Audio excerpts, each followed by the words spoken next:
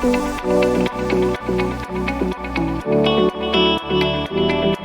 So we're going to jump in. We have 15 go-to-market and AI predictions for 2025.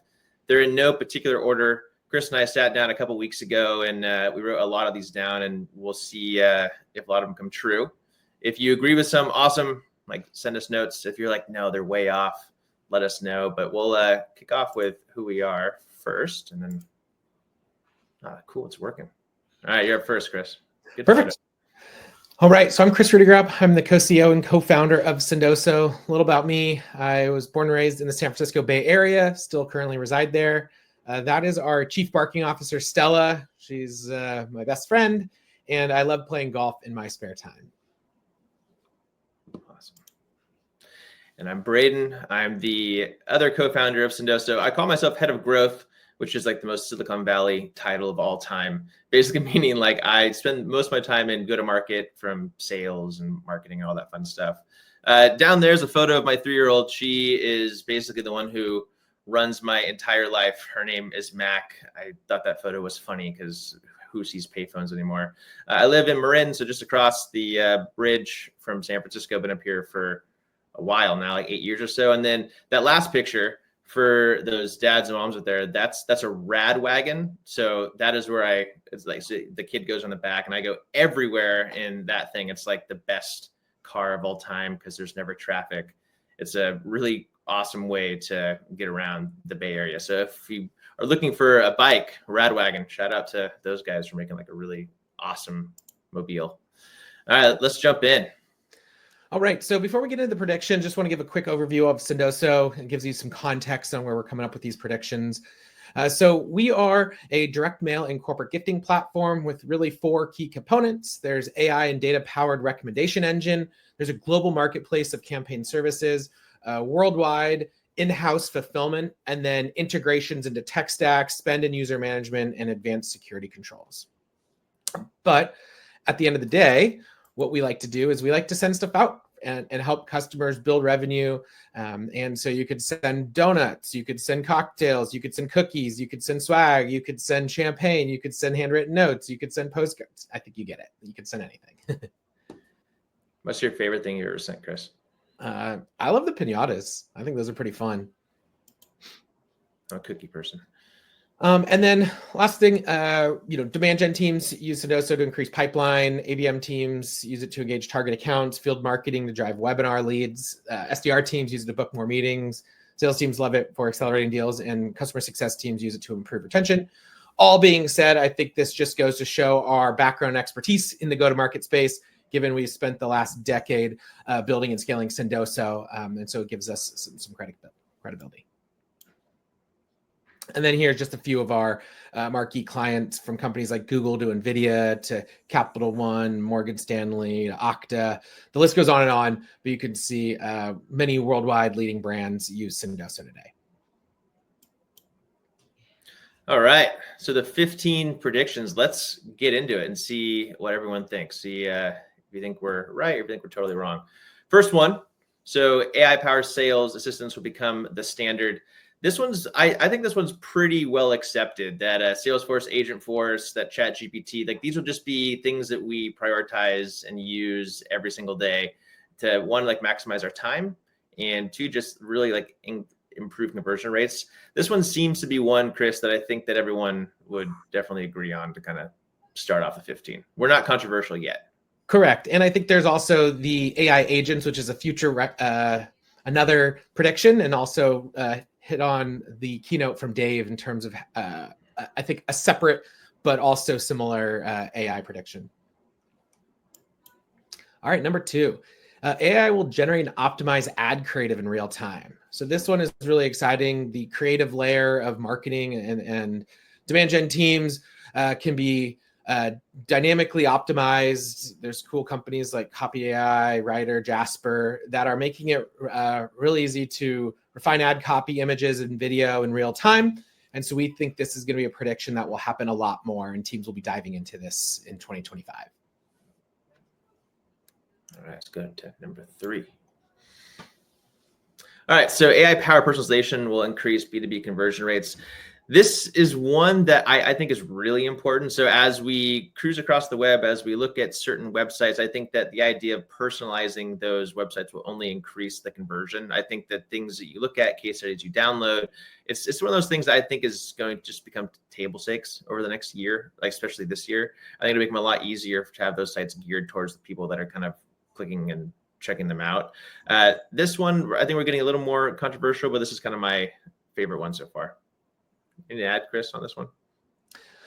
I think this one is going to be a kind of a catch-all because you want to look at all the different channels you're using to improve personalization. But again, it's when you're evaluating new vendors or tools to use, I think it's critical to look at, hey, how are they leveraging AI to improve personalization? So it's going to be a checklist for procurement teams or for software buyers. Yeah, I think like the big line down there is like the call to actions based on like what the visiting behavior is. I think depending on like where they're clicking on a site, if they're looking at case studies or if they're hovering around like take a demo or doing like kind of like different walkthroughs in the site, will just essentially determine what you want to send to them for their next action. Number 4, AI-driven intent data will redefine lead scoring. And so I think this is something that will be really interesting to see from data sources that help predict who's the most likely to buy. Some of this is already happening, so a lot of companies are already using this. But I think the reason why we included this in a prediction for 2025 is this should be de facto. If you're not using intent data to redefine how you're thinking about lead scoring, then you need to be. The other thing here, lead scoring is a general term. Some people have moved away from lead scoring, but I think another way to think about this is redefine like account prioritization too, and using intent data to prioritize which accounts you're targeting. So I think this works both in a lead, an MQL world, and also an account-based marketing world too. Yeah, and then shout out to Signals. I start putting that in there. All right, number 5. So AI generated video will dominate B2B marketing. This is one that there's some really cool companies that are doing this now where video messaging, product demos, explainer videos, they can all be built with the help of AI. This, I think, is one of those things that maybe really took the world of B2B by storm last year. I think it'll only become bigger this year. Like when you go to a site now, if there's not a way where you can just kind of click around a certain product or learn how it works without having to take a demo, I think it's a really nice thing that most software should just add to their site. Just helps people get questions, helps them prepare, I think, for a demo a bit more. I think so rather than a demo like going through a slide deck, you can spend more time actually in the software because that person's already clicked around and kind of explored and already has questions. Yeah, this one is one that wowed me. I think is even like last year there was, AI video that you'd see like a 6th finger, or you'd see like, really odd looking humans in these videos that you could tell were AI. But over the last year, it's been amazing to see the advances in technology to where you can't even tell the difference between a human and AI and some of these really interesting AI video technologies. And because of that, I think it will be adopted more this year because it feels so much real and it doesn't feel so fake anymore. Do you think AI will take over Zoom calls? Like, could I actually be like an AI figure right now? Yeah, I've seen it. No clue. I've seen it. Yeah. I've seen some demos of that. All right, next one. AI agents will handle 40% of initial customer interactions. So similar to the first prediction around assistants, I think agents have their own place in the workforce. We heard this again from Dave in the first keynote right prior to us. This is super exciting to me. I think there's an insane amount of efficiency that can be happening, as well as better customer interactions and better customer experiences that can handle sales inquiries, lead qualifications, support, and be extremely accurate, always on, and very, very cost effective. So this is, I think, the year of AI agents, and lots more to come there. I also think that this really adds to, we're really spread out. I don't think we're all in one place or all in like the US, et cetera. And so and when it comes to time and like if you're working on something late at night, getting questions right away from an agent is going to be really nice. I think I've seen more and more sites handle that where it's not just a ticket that you have to get back to in a couple of days. It's more like someone you can interact with, which I think is the coolest thing about agents, and they can answer your questions and point in the right direction right away. This one I'm also really excited about. I think it's more than 40%. I think we went low on this one. Fair enough. We'll have to see. All right, so AI-powered ABM will become the norm.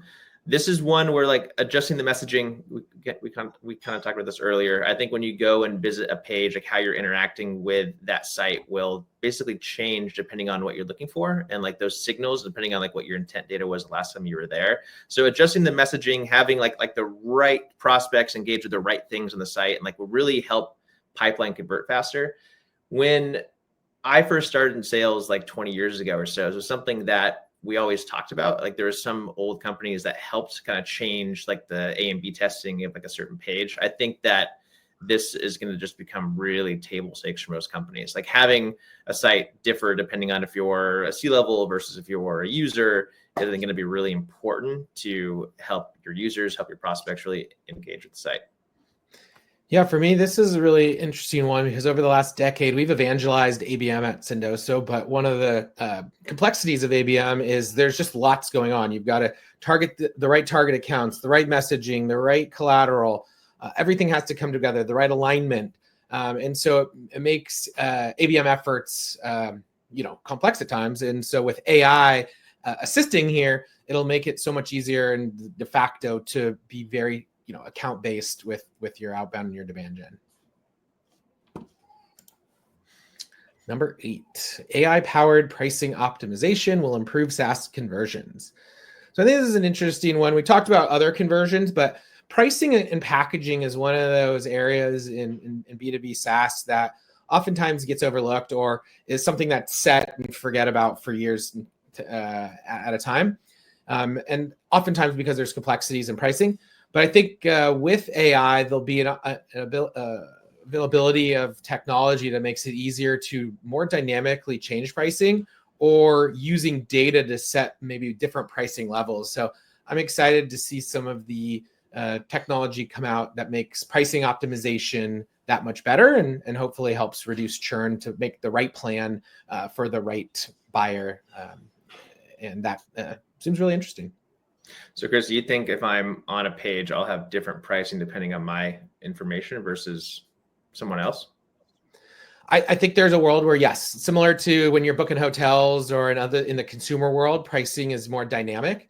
I think that will happen more in B2B SaaS, as well as when behind the scenes, when a sales rep is quoting, there'll be more AI functionality built into that, making the quoting process more data-driven, so the rep is not just kind of guessing at the right discount, but is using historical data and other data to optimize that pricing quote.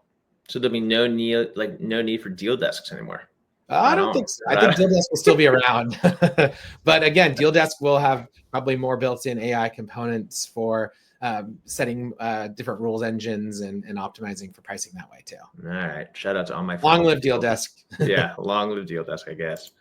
All right. So AI will automate cold outreach with hyper personalization. This is one I would say is probably getting a little more into like the hot takes of AI and like, will it be this year or will it be next year? For me anyways. And so AI tools will craft personalized emails, LinkedIn messages that actually make sense. I'm sure all of us get like a lot of LinkedIn messages where you're just like, I don't even know what this person's talking about. Like, can AI help make that better? The goal here is with personalized emails, LinkedIn messages, phone calls, etc. Like with AI using actually data they can pull from online to become very personalized. I think this is something that we probably really saw a lot last year. I think this year it'll really probably take every industry. The most important thing here is I think that AI right now, at least SDRs, I feel like they're probably pretty young. I don't think that they're great messages yet, but I think through this year, as it becomes smarter, by the end of the year, it'll be some pretty amazing messages where you can't tell the difference between an AI or a human. Yeah, agreed. I think this is one where last year there was a lot of hype about AI SDRs and automating cold outbound. And I think this year is the year that it actually gets implemented.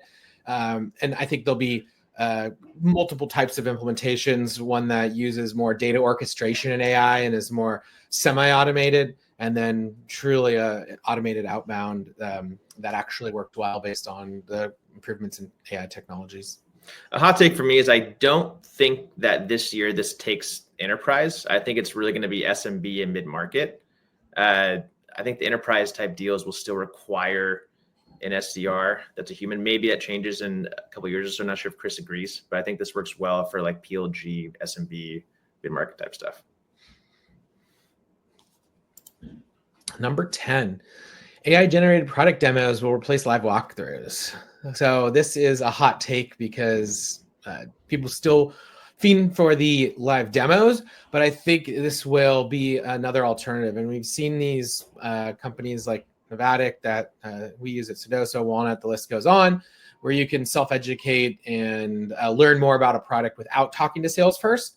And I think these tools will get even better in terms of how they use AI to generate these hyper-personalized product demos instead of, maybe years and years ago, it was screenshots that you clicked through.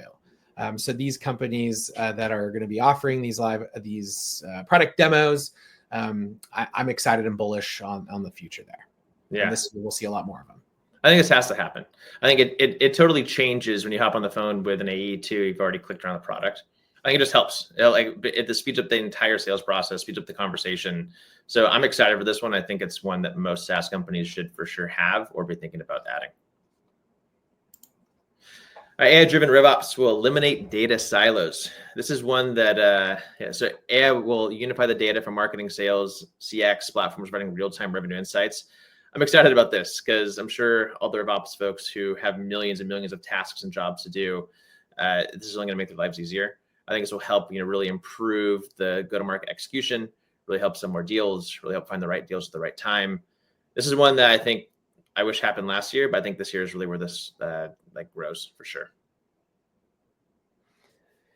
Yeah, I think this is critical. RevOps is like the heroes wearing the capes behind the scenes at a lot of companies. At Sendoso too, there's so much that they do to help stitch together sales and marketing and customer success.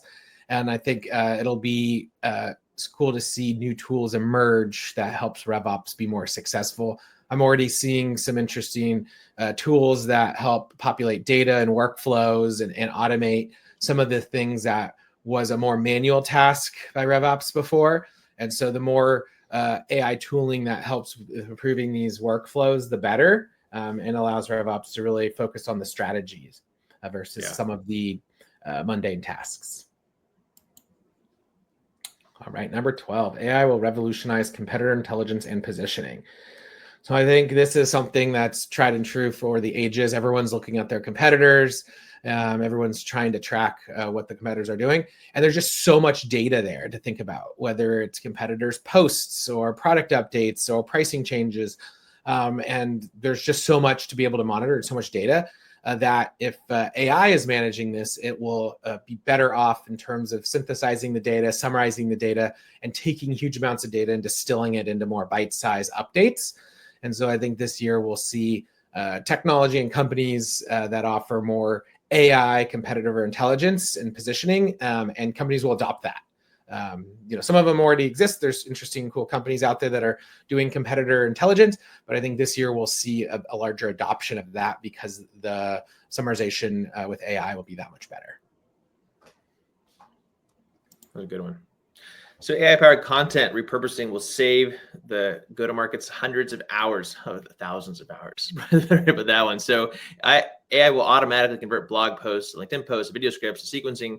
I think that this is one that I'm very excited about. And when we started using at Sendoso, where it's like, hey, if you have a killer blog post, like that should be something we could use as a LinkedIn post or something we could use on a video script. This is one that I think is really going to not only like make content like more bite-sizable on LinkedIn posts. And if you want to go longer, you can go to the site and read a blog post, but it's really going to take brands.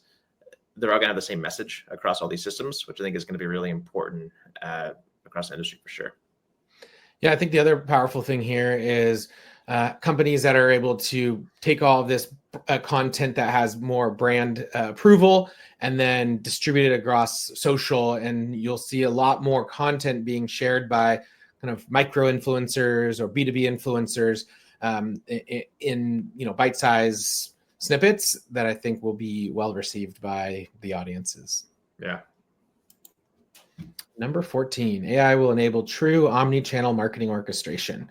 So I think this has been the goal for decades, is how can you have these very integrated multi-channel campaigns that are email and social media and direct mail and sales, everything talking the same talk with the same messaging and happening all at the same time. And I think this year tooling, leveraging AI will make it that much easier to be able to execute on this.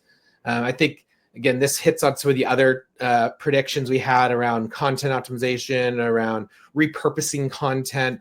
All of that will make it that much easier to have the seamless customer experience so that you're seeing an ad that also relates to the outbound email you got and so on, which ultimately should drive better conversion, which is another prediction. So lots of these predictions are intermingled, but I think it's hopefully this is the year of true omni-channel orchestration.